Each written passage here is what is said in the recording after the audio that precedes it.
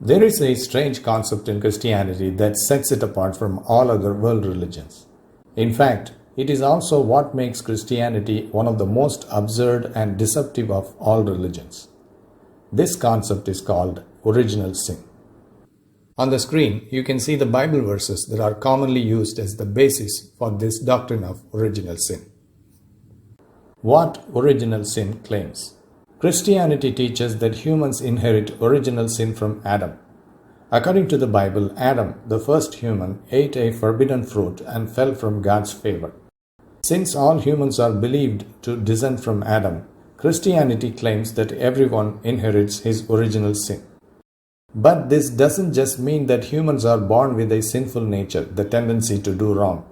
According to the doctrine, every human is born guilty of the sin committed by Adam. All humans are condemned for the actions of someone they never knew thousands of years ago. From the moment of birth, every person carries this inherited guilt, and without salvation through Jesus, they are considered spiritually doomed. In plain words, according to this doctrine, everyone born on this earth is considered guilty and destined for hell by default, even before they have ever committed a single sin of their own. Why this makes no sense? The idea of inherited guilt is deeply problematic. Number one, it is ethically impossible. Guilt is personal. Punishing someone for another person's mistakes is universally considered unjust. A baby cannot be guilty for what an ancestor did. Number two, it is scientifically impossible. Genetics may influence behavior, but moral guilt cannot be inherited. No study or evidence shows that humans are born morally guilty. Number three, historically impossible. There is no evidence that Adam and Eve were the first humans. Humans evolved gradually over hundreds of thousands of years, and genetic studies show we descended from a population of thousands, not a single couple. Claiming that all humans descend from two individuals is therefore absurd. Number four, absurdity of the creation account in the Bible. The story of humans being made from dust, Adam, and a rib, Eve, has no scientific or historical basis. It is a mythological story, not a record of actual events. Number 5. Textual contradiction. Even the Bible itself contradicts inherited guilt in Ezekiel 18:20. The son shall not bear the guilt of the father. In short, the doctrine of original sin, the inherited guilt, is ethically, scientifically, historically, and logically impossible.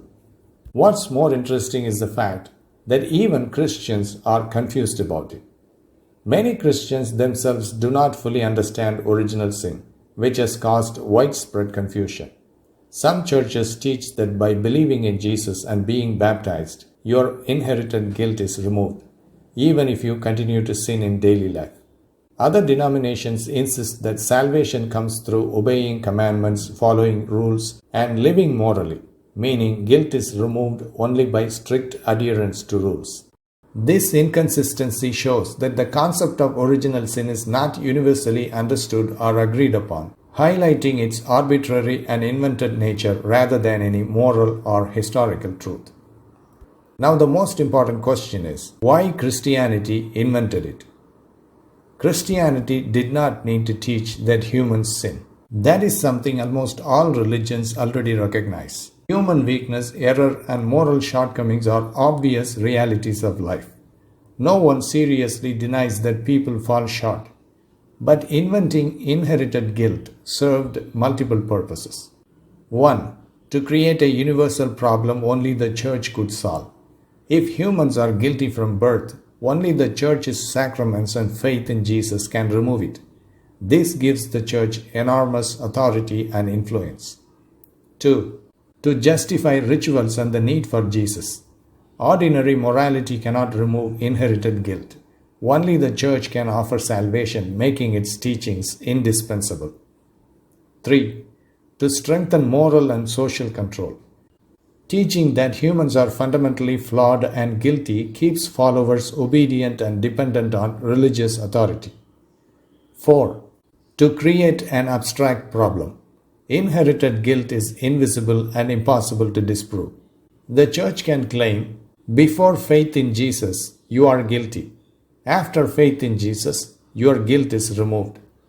Even if people continue to sin in daily life, the church can claim they are now cleansed of original guilt, a problem that cannot be objectively measured or falsified. They don't have to prove that your original guilt is removed because it is an abstract idea. When we put all of this together, the picture becomes clear. Original sin is not a moral insight or a historical truth, but a carefully constructed doctrine with a specific purpose. Original sin is not a reflection of reality. It is a doctrinal invention. It serves to make people feel guilty from birth, ensure dependence on the church for salvation, give authority and control to religious leaders, offer a solution, removal of guilt that cannot be objectively challenged. No one can ask the church to demonstrate or prove that your guilt is removed. In short, original sin is less about human morality and more about psychological and social control, disguised as spiritual truth. Based on the facts we have examined in this video, it is time to move past this faulty concept of original sin and leave it behind.